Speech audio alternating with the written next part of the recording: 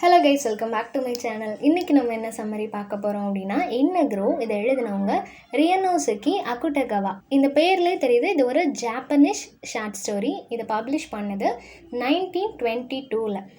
இது ஒரு multi language translated work அப்படின்னே சொல்லலாம். இந்த ஷார்ட் ஸ்டோரியை பொறுத்த வரைக்கும் ஒரு வைலண்ட்டான ஒரு டெத் நடந்திருக்கு. அந்த டெத்தில் ஒரு யங் சாமுராய் வந்து இறந்து போயிருக்காரு. சாமுராய் அப்படின்னு சொல்லும்போது ஜாப்பனீஸ் மிலிட்ரியில் இருக்கிறவங்கள சாமுராய் அப்படின்னு சொல்லுவோம். அந்த சாமுராய் இறந்து போனதுக்கப்புறமா யார் அவரை கொலை பண்ணாங்க அப்படின்றத கண்டுபிடிக்கிற மாதிரி ஃபுல்லாகவே இன்வெஸ்டிகேஷனை வச்சு தான் இந்த ஸ்டோரி வந்து மூவ் ஆகும். ஸோ இது ஒரு டிடெக்டிவ் ஷார்ட் ஸ்டோரி அப்படின்னு சொல்லலாம். இதில் முக்கியமான கேரக்டர்ஸ் அப்படின்னு பார்த்தா 3 பேர். ஃபர்ஸ்ட் யாருன்னா கனஷிவானோ டகிஹிரோ அப்படின்னு சொல்லப்படுறவர் தான் ஹீரோ. செகண்ட் அவரோட ஒய்ஃபான மசாஹோ.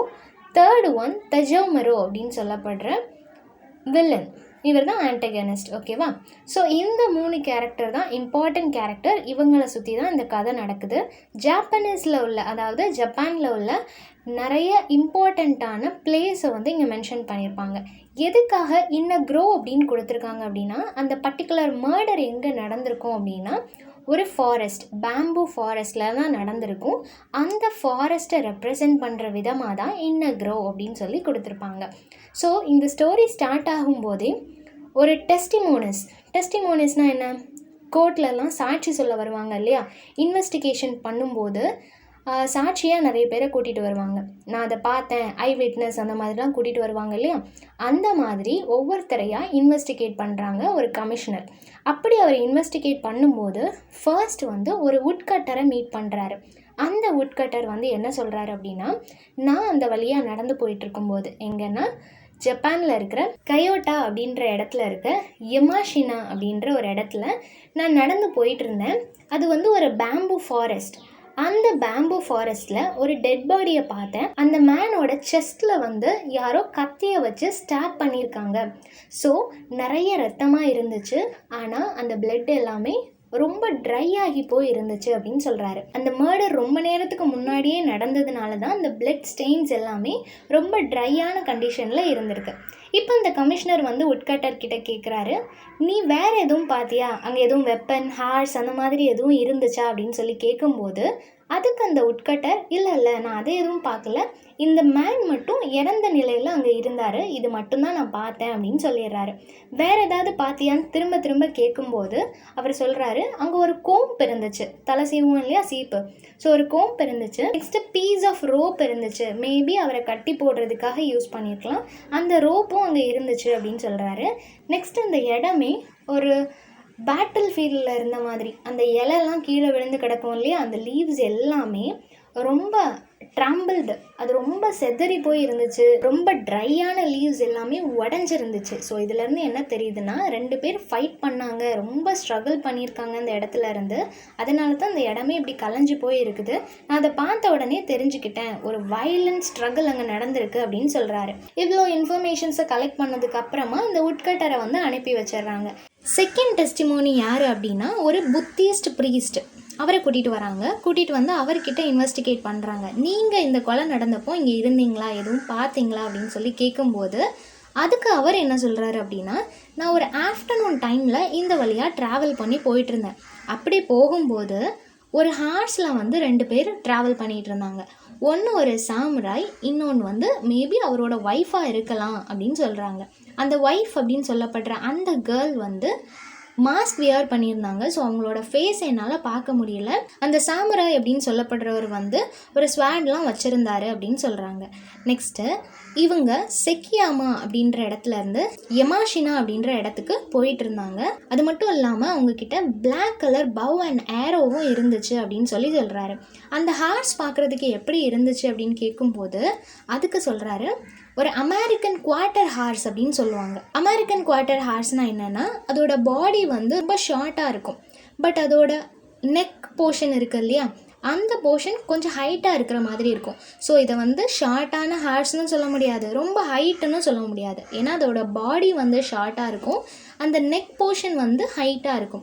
அந்த மாதிரி டிஃப்ரெண்ட்டான ஒரு ஹேர்ஸில் தான் அவங்க ட்ராவல் பண்ணாங்க அப்படின்னு சொல்லிட்டு இவருக்கு தெரிஞ்ச இன்ஃபர்மேஷனை சொல்லிவிட்டு அவர் அந்த இடத்துலேருந்து கிளம்பி போயிடுறாரு. தேர்ட் பர்சனாக அவங்க யாரை இன்வெஸ்டிகேட் பண்ணுறாங்க அப்படின்னா ஹோமன் அப்படின்னு சொல்லப்படுற ஒரு பர்சனை இன்வெஸ்டிகேட் பண்ணுறாங்க. இவர் வந்து ரீசெண்டாக ஜெயிலிருந்து ரிலீஸ் ஆகிருப்பார். சில போலீஸ் எல்லாருமே ஒரு மைல்டான ஒரு கிரிமினல், ரொம்ப பெரிய மிஸ்டேக்லாம் பண்ணாமல் மைனர் மிஸ்டேக்ஸ் பண்ணியிருப்பாங்க இல்லையா, அந்த மாதிரி ஒரு கிரிமினலை ஒரு கான்ட்ராக்ட் வச்சு அவங்களுக்கு ஒர்க் பண்ண சொல்லுவாங்க. ஏன்னா பெரிய பெரிய கிரிமினலை எல்லாத்தையுமே இந்த சின்ன க்ரைம் பண்ணவங்கள வச்சு பிடிக்கலாம் அப்படின்றதுக்காக போலீஸ்ட்டு இந்த மாதிரி கிரிமினல்ஸ் ஒர்க் பண்ணுவாங்க. அப்படிப்பட்ட ஒருத்தரை வந்து இன்வெஸ்டிகேட் பண்ணி அதில் ரொம்ப ஒன்றும் ஃபேமஸாக இல்லாத ஒரு கிரிமினலை பிடிக்கிறாங்க. அவர் பேர் தஜாமரு அப்படின்னு சொல்லப்படுற ஒரு தீஃப், ஒரு கிரிமினலை பிடிக்கிறாங்க. ஓகேவா, இந்த தஜாமரு வந்து அந்த ஹார்ஸை ஓட்டிகிட்டு போயிருப்பார். அது மட்டும் இல்லாமல் அந்த ஏரோவும் இவர்கிட்ட தான் இருக்கும், பிளாக் கலர் ஏரோவும் இவர்கிட்ட தான் இருக்கும். கொஞ்சம் தூரத்துலேயே அந்த ஹார்ஸ் வந்து இவரை தூக்கி வீசிடும். ஸோ இவர் ஒரு இடத்துல விழுந்து கிடப்பார். மேபி இவர் இந்த கொலையை பண்ணியிருக்கலாம் அப்படின்னு சொல்லி போலீஸ் நினைப்பாங்க. இந்த சாமுராய் இறந்து கிடக்கிறாரு, பட் அவரோட ஒய்ஃபை காணும். ஸோ அந்த ஒய்ஃபையுமே இவர் கொலை பண்ணியிருக்கலாம் அப்படின்னு சொல்லி போலீஸ் நினைப்பாங்க. ஃபோர்த் ஒன் யாரை இன்வெஸ்டிகேட் பண்ணுறாங்க அப்படின்னா ஒரு ஓல்டு விமன், மசாஹோ, அதாவது இந்த சாமுராயோட ஒய்ஃப் இருக்காங்க இல்லையா, அவங்களோட அம்மா தான் இந்த ஓல்டு விமன். அவங்கள கூட்டிகிட்டு வந்து இது உங்கள் சன் இன் லாவான்னு சொல்லி ஐடென்டிஃபை பண்ணுங்க அப்படின்னு சொல்கிறாங்க. அவங்களும் வந்து பார்க்குறாங்க, இது அவர் தான். அவர் இறந்து கிடக்கிறத பார்த்த உடனே இவங்க ரொம்ப அழுகிறாங்க. ஏன்னா இவர் ரொம்ப நல்ல பர்சன், யாரையுமே வெறுக்க மாட்டார், ரொம்ப கைண்ட் ஹார்ட்டடான ஒரு பர்சன்றது அவங்களுக்கு தெரியும். ஸோ அது எல்லாத்தையுமே கன்ஃபஸ் பண்ணுறாங்க. ரொம்ப நல்லவர், இவருக்கா இப்படி நடக்கணும் அப்படின்னு சொல்லிட்டு ரொம்ப ஃபீல் பண்ணுறாங்க. அது மட்டும் இல்லாமல் அவங்க டாட்டரை பற்றியும் சொல்கிறாங்க.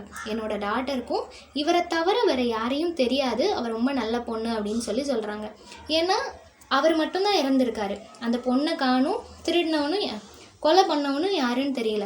மேபி இல்லீகல் அஃபேர் எதுவும் இருக்குமோன்னு சொல்லி போலீஸ் நினைக்கும் போது இவங்க வந்து இல்லை, என் பொண்ணு அந்த மாதிரிலாம் கிடையாது அப்படின்னு சொல்லி அதையும் கன்ஃபஸ் பண்ணுறாங்க. என்னோட டாட்டர் அண்ட் சன்னன்லாம் 2 பேருமே ரொம்ப ஜென்யூனான பர்சன்.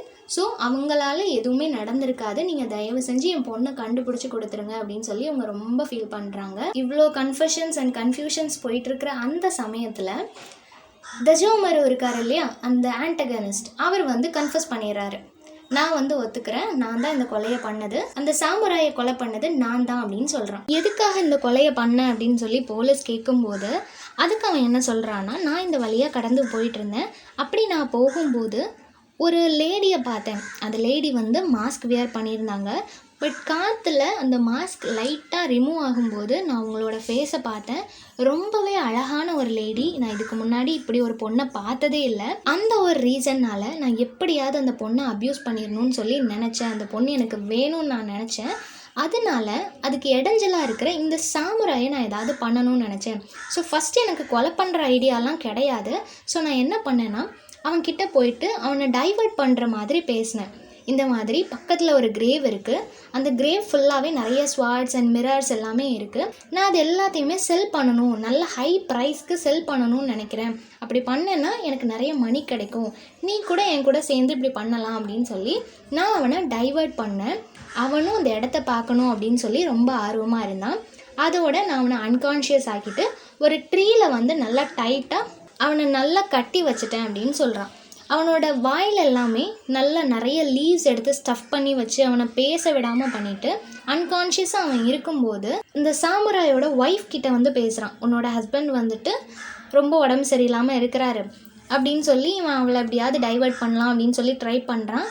பட் அவனை கட்டி வச்சுருக்கதை பார்த்த உடனே இவளோட செஸ்ட்டில் இருக்கிற ஒரு ட்ராகர், அதாவது ட்ரெஸ்லேயே வந்து வெப்பன்ஸ் எல்லாம் வைக்கிற மாதிரி வச்சுருப்பாங்க இல்லையா, அந்த மாதிரி ஒரு நைஃப் எடுத்து அவனை ஸ்டாப் பண்ணுறதுக்கு ட்ரை பண்ணுறா. ஆனால் அவள் கையில் இருந்த அந்த ஒரு நைஃப் கூட கீழே விழுற மாதிரி பண்ணிட்டான். ஸோ இப்போ அவளால் தப்பிச்சு போக முடியாது. ஆனால் இவன் கேட்குறான், நீ என்னோட வந்துரு, நம்ம 2 பேரும் சேர்ந்து வாழலாம் அப்படின்னு சொல்லி கேட்கும்போது அதுக்கு அவன் என்ன சொல்கிறான்னா, இது என்னோடய ஃபேமிலிக்கே ஒரு பெரிய ஷேம் ஆயிரும், இந்த மாதிரி நீ என்னை ரேப் பண்ணிட்டேன்னாலோ இல்லைன்னா நான் உன் கூட வந்துட்டேன், உன்னோட லைஃப் ஷேர் பண்ணுறதுக்காக நான் வந்துட்டேன் அப்படின்னாலோ என்னோடய ஃபேமிலிக்கு அது வந்து ஒரு ஷேம் ஆகிரும். அதனால என்னோடய ஹஸ்பண்டை நீ கொலை பண்ணிடு, அப்படின்னா அவரும் இறந்து போயிடுவார், நானும் கொஞ்ச நாளில் இறந்து போயிடுவேன் அப்படின்ற மாதிரி அவனை எப்படி இல்லாமல் பிரெயின் வாஷ் பண்ணி அவனை அனுப்பி விட்டுறா. இவனும் சரி ஓகே அப்படின்னு சொல்லிட்டு அவனை போய் கொலை பண்ணிடுறான். கொலை பண்ணிவிட்டு திரும்பி வந்து பார்த்தா இவன் அந்த இடத்துல இல்லை, அங்கேருந்து ஓடி போயிட்டான். அதுக்கப்புறம் அவனோட செஸ்ட்டில் இருந்த அந்த ஸ்வாடை எடுத்துகிட்டு அந்த ஹார்ஸை கூட்டிகிட்டு தான் தஜாமரு அந்த இடத்துல இருந்து எஸ்கேப் ஆகிருப்பான்.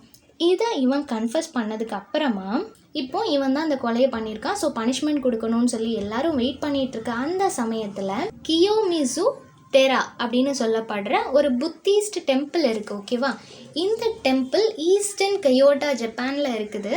அந்த இடத்துக்கு மசாஹோ வரா. மசாஹோ ஓடி போனா இல்லையா, அவள் திரும்ப அந்த டெம்பிளுக்கு வந்துட்டு நடந்தது எல்லாத்தையுமே எல்லார்கிட்டேயும் சொல்கிறான். அவள் என்ன சொல்கிறா அப்படின்னா, தஜாமரு வந்து என்னை ரேப் பண்ணிட்டாரு, அதுக்கு முன்னாடி நடந்தது எல்லாமே உண்மைதான். தஜாமரு வந்து இவளோட ஹஸ்பண்டை வந்து டைவர்ட் பண்ணி அவனை மரத்தில் கட்டி வச்சது எல்லாமே உண்மைதான். அதுக்கப்புறம் மசாஹோவான என்ன அவன் ரேப் பண்ணிட்டான்.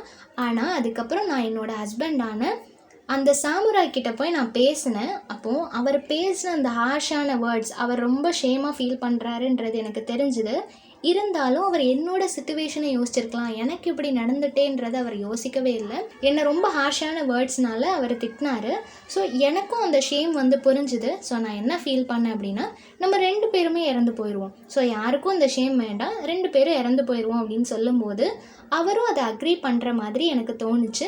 ஸோ நான் என்ன பண்ணேன்னா, நான் ஒரு ஸ்வாட் எடுத்து அவரோட செஸ்ட்டில் வந்து ஸ்டாப் பண்ணிட்டேன். ஸ்டாப் பண்ணதுக்கப்புறமா நானும் சூசைட் பண்ணிக்கலாம் அப்படின்னு சொல்லிட்டு நானும் என்ன ஸ்டாப் பண்ணேன். ஆனால் நான் இறந்து போகலை.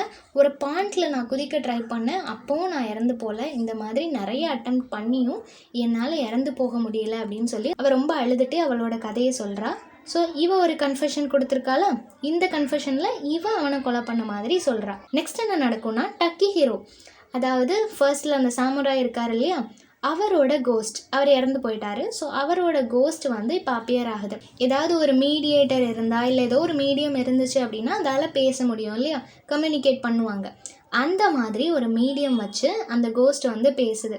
அந்த கோஸ்ட் என்ன சொல்லுது அப்படின்னா, இந்த மாதிரி என்னோட ஒய்ஃபை வந்து தஜாமரு ரேப் பண்ணதுக்கு அப்புறமா அவன் வந்து அவளை ரொம்ப கம்பல் பண்ணான், நீ என்னோட வந்துரு, நம்ம லைஃப் லீட் பண்ணுவோம், உன்னோட ஹஸ்பண்டை விட்டுட்டு நீ வந்துரு அப்படின்னு சொல்லிட்டு அவன் அவளை ரொம்ப கம்பல் பண்ணும்போது அதுக்கு என்னோட ஒய்ஃப் என்ன சொன்னான் அப்படின்னா, நீ அவனை கொலை பண்ணிடு, அப்படி நீ கொலை பண்ணிட்ட அப்படின்னா நான் உன் கூட வந்துடுறேன் அப்படின்னு சொல்லிட்டு அவள் சொல்லியிருப்பாள்.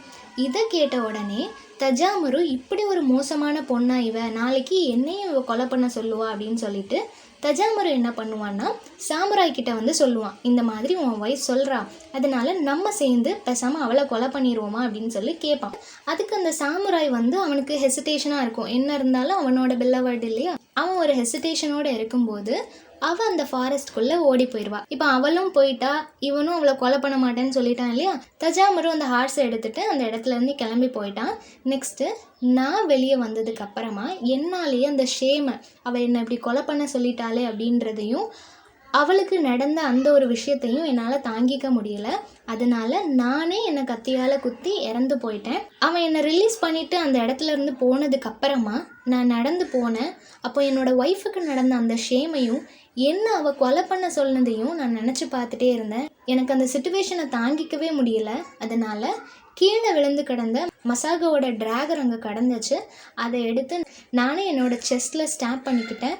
ஏதோ ஒரு பிளாக் கலரில் ஒரு உருவம் அந்த ட்ராகரை உருவின மாதிரி எனக்கு ஒரு ஃபீல் இருந்துச்சு. பட் அது யாருன்னு எனக்கு தெரியலை. அதுக்கப்புறம் நான் இறந்து போயிருப்பேன்னு நினைக்கிறேன் அப்படின்னு சொல்லி இந்த கோஸ்ட் வந்து கன்ஃபஸ் பண்ணுது. இந்த ஸ்டோரியை முடிக்கும்போது ஓப்பன் எண்டடாக தான் முடிப்பாங்க. இப்போ அந்த போலீஸ் வந்து இந்த 3 பேரில் யார் சொல்கிற கதை உண்மை அப்படின்றத கண்டுபிடிக்கணும். 3 பேருமே நான் தான் கொலை பண்ணேன் அப்படின்ற மாதிரி சொல்லியிருக்காங்க. இதில் யார் சொல்கிறது உண்மையாக இருக்கும் அப்படின்னு சொல்லிட்டு ரீடர்ஸ் தான் சொல்லணும். ஸோ இது ஒரு ஓப்பன் எண்டட் ஸ்டோரி. இந்த சம்மரி எல்லாருக்கும் புரிஞ்சிருக்கும்னு நினைக்கிறேன். நெக்ஸ்ட் அந்த டாப்பிக்கில் வீடியோ போடலான்னு சொல்லி கமெண்ட் பண்ணுங்கள். தேங்க்யூ ஃபார் வாட்சிங்.